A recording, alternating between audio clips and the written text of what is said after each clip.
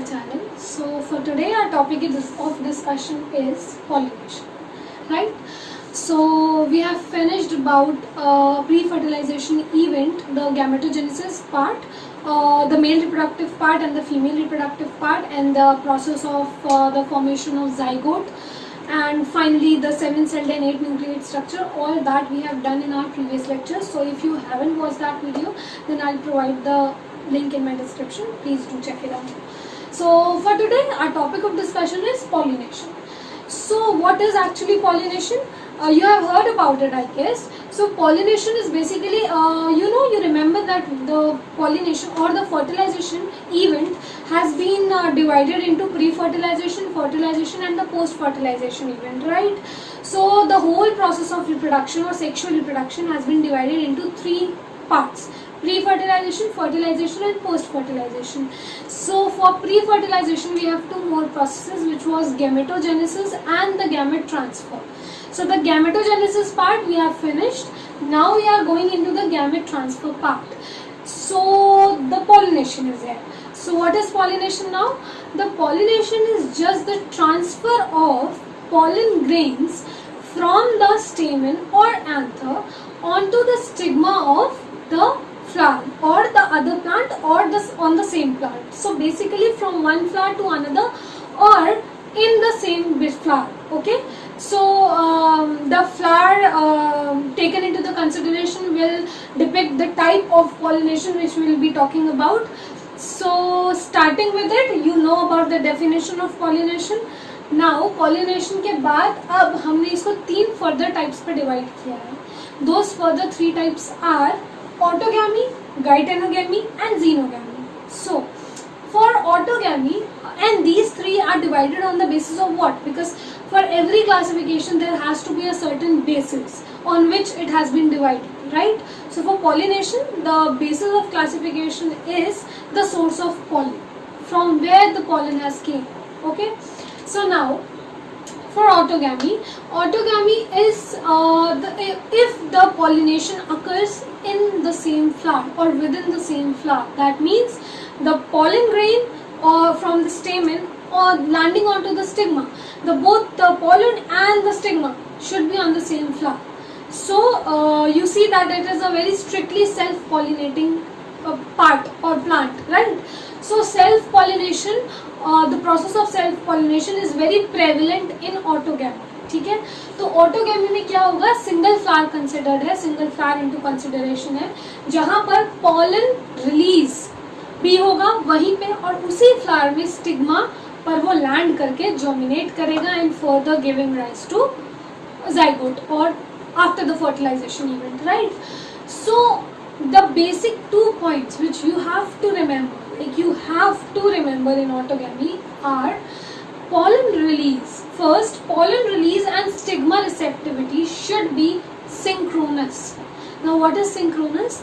Like कि अगर हम सिंगल फ्लावर की बात कर रहे हैं तो अगर एक से पॉलन ग्रेन निकल कर दूसरे फ्लावर पे लैंड कर रहा है या उसी फ्लावर पे लैंड कर रहा है पॉलन से स्टिग्मा पर, तो आप खुद सोचो दोनों का time of maturation should be same, right? Means अगर इधर से पॉलन ग्रेन निकल रहा है, जिस टाइम पे वो डिहाइज हो रहा है उसी टाइम पे stigma should be receptive enough कि वो उसको अपने ऊपर लैंड कराने के बाद उसे जर्मिनेशन के लिए अलाउ कर दे, राइट? अगर स्टिग्मा रिसेप्टिव नहीं हुई और पॉलन डिहाइज हो गया तो वेस्टेज है पॉलन ग्रेन्स का, राइट? साइमल्टेनियसली अगर स्टिग्मा रिसेप्टिव हो गई है और पॉलन ग्रेन अभी नहीं डिहाइज हुआ है तो भी वेस्ट ऑफ प्रोसेस है. दैट मीन्स इन ऑटोगैमी ये बहुत ज़रूरी है कि एक फ्लावर में आपका स्टिग्मा और आपका स्टेम या pollen release they should be synchronous, means they should be dependent on each other, so they should be in continuation or they should be in synchrony. ठीक है. So second point is the self pollinating part. So जब pollen grain same source से आ रहे हैं, कोई genetic variability नहीं है, so that is only self pollination. वो खुद को ही पॉलिनेट कर रहा है, खुद का ही पॉलन खुद के ही पिस्टल या स्टिग्मा को पॉलिनेट कर रहा है या जर्मिनेट करने में हेल्प कर रहा है. तो simply that is known as self pollination. Now in autogamy there are some plants like viola, camelina and oxalis. These are some plants which have two kinds of flowers. Okay, so those two types of flowers are chasmogamous and cleistogamous. सो कैस्मोगैमस क्या है, जो normal flowers आप देखते हो जिनका स्टेमन और जिनका pistol जो है वो एक्सपोज्ड है within the environment. Okay, और वहाँ पे पॉलिनेटिंग एजेंट्स का रोल आ सकता है because they are open to the environment. ठीक है, बट इन क्लीस्टोगैमस फ्लावर्स में cleistogamous means they are not open at all, their stigma and their stamens are not exposed at all. तो वो exposed ही नहीं है, so they remain in closed state. So जब वो क्लोज स्टेट में है तो आप खुद सोचो, जब वो क्लोज स्टेट में है तो कोई पॉलिनेटिंग एजेंट का रोल यहाँ पर आ ही नहीं सकता बिकॉज फ्लावर के स्टेमन और stigma are not exposed. Simultaneously आप देखोगे कि वहाँ पे जो ये स्टिग्मा और जो इसका पॉलन ग्रेन या फिर एंथर है, they should be approximately at the same height so that जितना पॉलन डिहाइज हो वो सारा का सारा पेस्टल के ऊपर आकर लैंड करे और सक्सेसफुल हो फॉर पॉलिनेशन. राइट, सो यहाँ पर क्लोज स्टेट पे होगा और यहाँ पे तो आप एक चीज देखोगे दैट इज इनवेरिएबली ऑटोगैमस. मीन्स यहाँ पे कोई चांस नहीं है कि कोई बाहर का या दूसरा पॉलन ग्रेन आकर उसको फर्टिलाइज कर सके, लैंड कर सके उसके स्टिग्मा में, क्योंकि वो क्लोज स्टेट है. So that is invariably autogamous. कोई वेरिएशन नहीं आ सकता. यहाँ पे तो फिर भी पॉसिबिलिटी है बिकॉज एक्सपोज्ड है, कुछ भी आ सकता है एनवायरमेंट से, बट यहाँ पे कोई चांस ही नहीं है. So they produce assured seed sets even in the absence of pollinators. Pollinators का रोल तो है ही नहीं और उसके ना होते हुए भी they can produce assured seed sets. Means आप पहले से प्रिडिक्ट कर सकते हो, कोई वेरिएशन नहीं होगा, जेनेटिकली सिमिलर है, so they will give rise to assured seed sets. Right? Now talking about geitonogamy. Geitonogamy is autogamy was within the same flower. While geitonogamy is on the same plant, but the two different flowers, right? So the two different flowers of the same plant are taken into consideration. So the pollen grains from the stamen of one flower will land onto the stigma of the another flower present on the same plant. Simple. So यहाँ पर दो flowers हैं but same plant पर है. ठीक है, तो same plant पर है इसीलिए हमने बोला different flowers located on the same plant. Fine. यहाँ पे आप देखोगे functionally it is cross pollination. Right, what is cross pollination? जब किसी दूसरे फ्लावर का पॉलन ग्रेन आकर किसी दूसरे फ्लावर पर लैंड, उसके स्टिग्मा पर लैंड करे, दैट इज क्रॉस पॉलिनेशन, है ना. सो क्रॉस पॉलिनेशन आप फंक्शनली तो देख रहे हो, भले ही वो सेम प्लांट है but flowers are different. Consideration में जो फ्लावर्स हैं वो डिफरेंट है. तो एक फ्लावर के पॉलन ग्रेन्स दूसरे फ्लावर के स्टिग्मा पर लैंड कर रहे हैं, सो that is cross pollination. But genetically the plant is same, so the genetical composition will be all together same. Right, कोई चेंज नहीं होगा जेनेटिकल कॉम्पोजिशन में. So that means or that signifies that the functionally it is cross pollination, but genetically it is just like autogamous plant. Because autogamous में भले एक flower हो या same plant में दो फ्लावर हो, तीन फ्लावर हो, चार फ्लावर हो, बट अल्टीमेटली जीन्स तो सेम ही है ना, प्लांट तो सेम ही है ना. So that is, it can be called as cross pollination, but genetically not. Okay, so functionally yes, but genetically no. ठीक है. इसके बाद जीनोगैमी. जीनोगैमी क्या है? अब क्या एक ही केस बचता है कि जब हमने दो डिफरेंट प्लांट्स के फ्लावर्स ले लिए हैं, सो एक अलग प्लांट हो गया, एक दूसरा अलग प्लांट हो गया, उनके बीच में पॉलिनेशन हो रहा है. So this is the only type of pollination, xenogamy, which is functionally as well as genetically cross pollination. क्योंकि अब आप देख रहे हो जो प्लांट्स कंसिडरेशन में आ रहे हैं वो दोनों ही एक अलग अलग प्लांट है. The flower is present on two different plants, right, so they are genetically different. ठीक है ना, तो भले ही सेम स्पीशीज के हों but they are genetically different. तो इसीलिए इसको हम बोल देते हैं क्रॉस पॉलिनेशन, जिस ओनली टाइप जहाँ पे क्रॉस पॉलिनेशन हो रहा है. So this is xenogamy. ठीक है, तो ये तीन तरह के पॉलिनेशन हमने पढ़े. Autogamy within the same flower, जिसमें हमने दो फर्दर केसेस पढ़े in some plants, chasmogamous flower and cleistogamous flower. उसके बाद हमने पढ़ा geitonogamy which was on two flowers of the same plant, and then हमने पढ़ा xenogamy which was on the altogether completely different flowers of the two different plants. ठीक है, तो ये 3 हमने टाइप्स ऑफ पॉलिनेशन पढ़े। अब पॉलिनेटर्स नाम हम बार बार यहाँ पे यूज़ कर रहे हैं, है ना। जैसे हमने कहा ऑटोगैमी में कोई यूज़ नहीं है पॉलिनेटर्स का, है ना, और इसमें तो आ ही नहीं सकता यूज़ क्योंकि बर्ड क्लोज स्टेट है, ठीक है ना। गाइटेनोगैमी में हो सकता है पॉलिनेटर्स का यूज, और जीनोगैमी में भी हो सकता है पॉलिनेटर्स। तो what are actually pollinators? So pollinators are nothing but they are just the agents of pollination of those species, those organisms which help to transfer the pollen grains from one flower onto the stigma of another flower. So ये जो transfer है, they serve as a transport vehicle so that वो by chance अपने किसी भी body के part में उसको stick करके दूसरे में dust कर दे stigma में. So basically these are known as agents of pollination. तो agents of pollination में सबसे पहले आप क्या पढ़ते हो? 2 तरीके के pollination हो सकते हैं या agents of pollination हो सकते हैं. क्या क्या? Abiotic और biotic. So what are abiotic? Abiotic are non-living things, right? So abiotic agents क्या होंगे? Wind and water, right? Whereas biotic agents जो living है, सो बायोटिक कौन से होंगे? इंसेक्ट्स हो गए, बीज हो गए, वास्प्स हो गए, बर्ड्स हो गए, राइट, और बहुत सारे लार्ज मैमल्स भी होते हैं. सो कहने का क्या मतलब है कि बायोटिक एजेंट्स जो लिविंग है, ए बायोटिक जो नॉन लिविंग है, ठीक है. तो ए बायोटिक में हम सब 2 पढ़ेंगे, wind and water, and biotic में हम इंसेक्ट्स के बारे में पढ़ेंगे, बीज के बारे में पढ़ेंगे, छोटा सा ब्रीफ में, ठीक है. बट आपको ये पता होना चाहिए कि जो most common type of pollination है वो सबसे ज़्यादा बायोटिक एजेंट्स ही करते हैं, ठीक है ना. एबायोटिक बहुत स्मॉल नंबर ऑफ प्लांट्स के लिए एप्लीकेबल है. So going to the abiotic one. So abiotic में आपके पास 2 आते हैं, विंड एंड वाटर. तो first is wind. So among the abiotic agents of pollination, this wind pollinator or wind is more common than water. ठीक है. तो wind हम ज़्यादा पढ़ते हैं या कह लो ज़्यादा जगह पर हम देखते हैं, ज़्यादा प्लांट्स में देखेंगे wind being the pollinating agent, ठीक है. तो यहाँ पे सबसे पहले आपको कुछ कैरेक्टरिस्टिक याद रखनी है कि अगर कोई विंड पॉलिनेटेड फ्लावर है तो आप उसमें क्या क्या कैरेक्टरिस्टिक्स देखोगे. तो यहाँ पे सबसे पहले अगर आपको विंड के साथ उड़ना है तो सबसे पहले सिंपल सी चीज़ है, pollen should be very light and non sticky. Why light? क्यों? ताकि वो इजीली कैरिड अवे हो जाए by wind currents. And non sticky क्यों? ताकि अगर वो बहुत ज़्यादा स्टिकी होगा तो वो हवा के विंड करेंट्स के थ्रू उड़ नहीं पाएगा सक्सेसफुली, ठीक है. So pollen should be light and non sticky. उसके अलावा the stamen should be well exposed as well as there should be a large feathery stigma.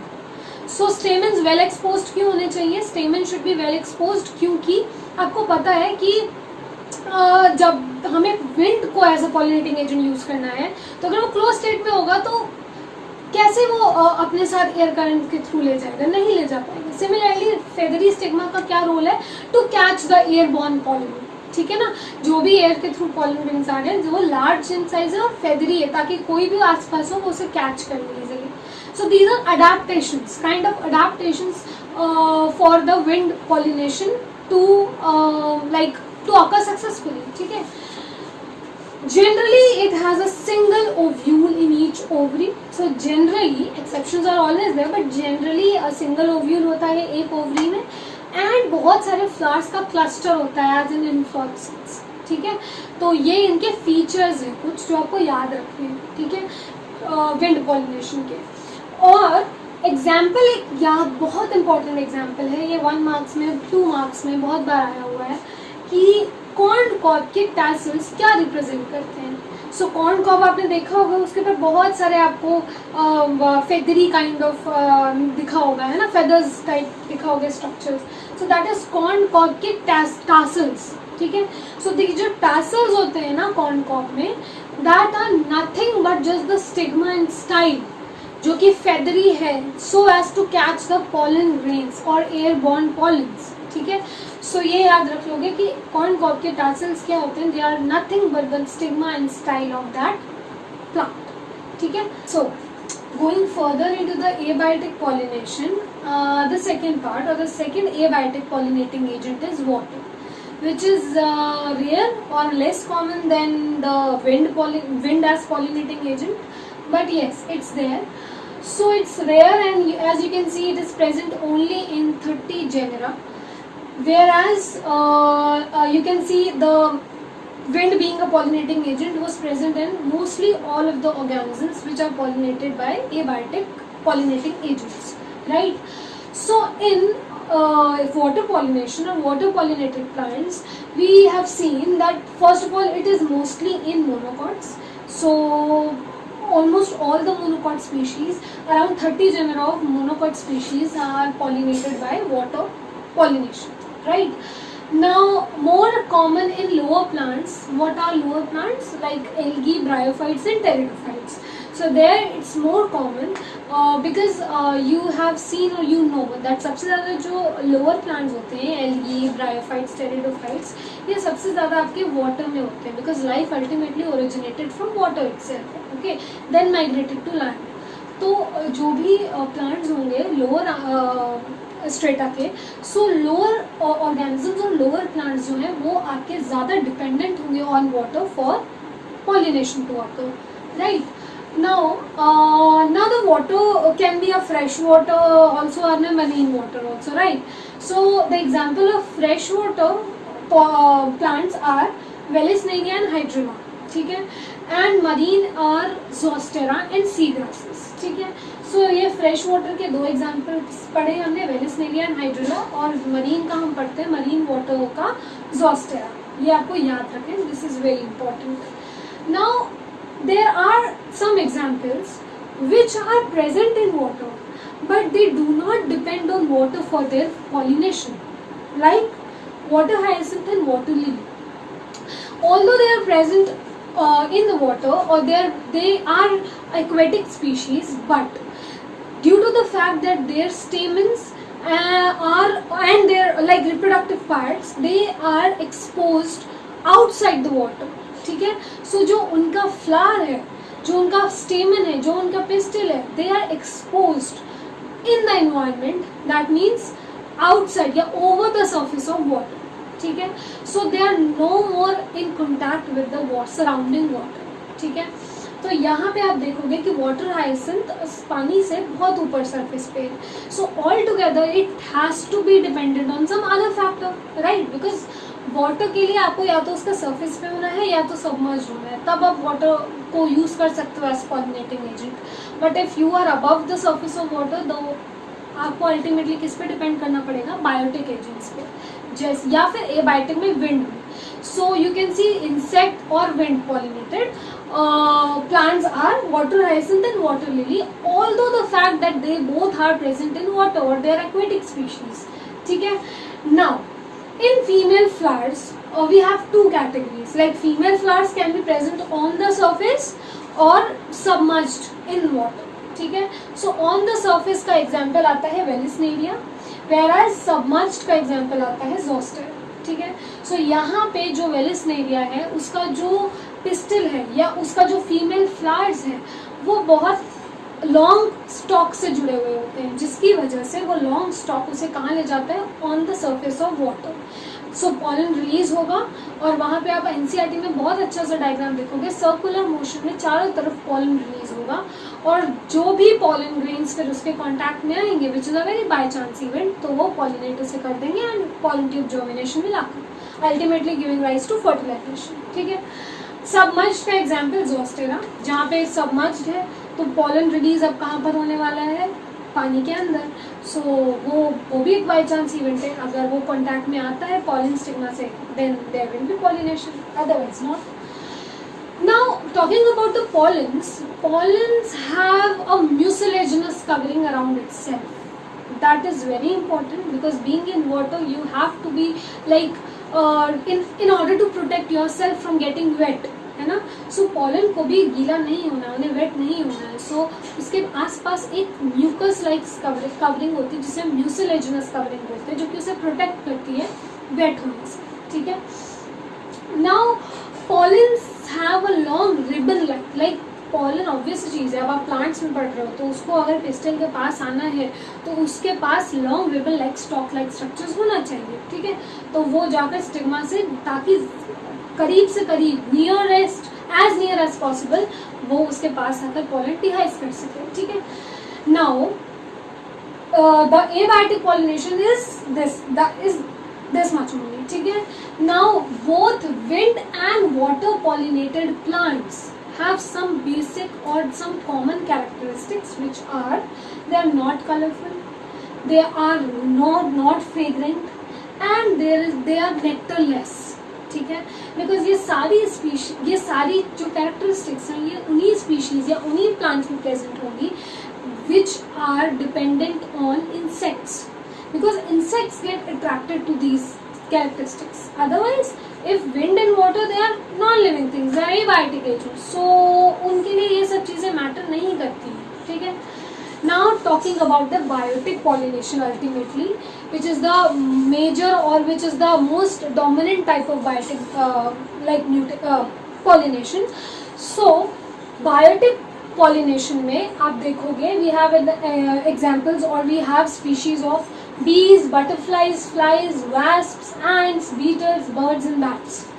Even some of the large animals are also there which serves as a pollinating agent, but the large animals majorly are specified for a particular species, ठीक है।